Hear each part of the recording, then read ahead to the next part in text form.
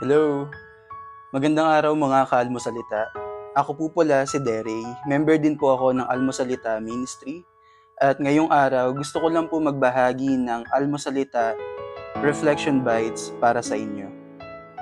Ang ebanghelyo ngayong araw ay Lucas 9:57-62. Sa konteksto ng Lucas 9:62, ang pag-aararo ay ginamit ni Jesus bilang isang metapora upang ilarawan ang kahalagahan ng pagiging determinado at walang pag-alinlangan sa pagsunod sa Diyos.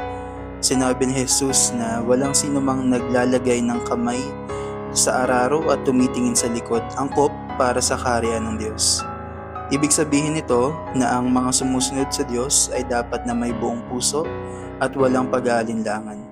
Tulad ng isang magsasaka na nag-aararo ng palay nang walang tinitingin sa likod. Nakaka-relate ako sa tatlong tao na nasa pagbasa.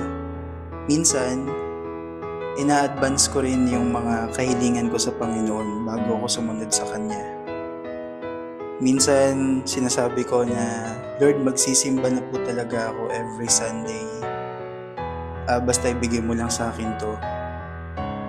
At I'm sure marami sa ating nakaka-relate. Minsan nasabi niyo rin na, Lord, babalik na po talaga ako sa inyo at susunod ako sa mga utos niyo.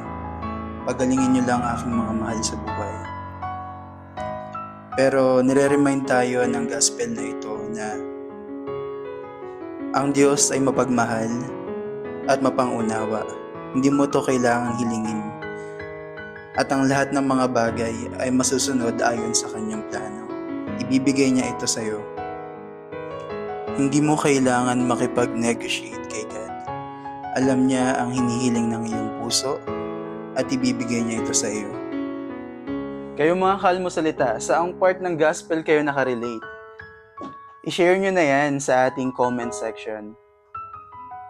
Help us make the Word of God viral by sharing these reflection bites. Punuin natin ng good news ng social media. Gawin nating viral ang salita ng Diyos araw-araw. Hindi lang sa almosalita, kundi pati sa almogawa. Have a nice day everyone. God bless.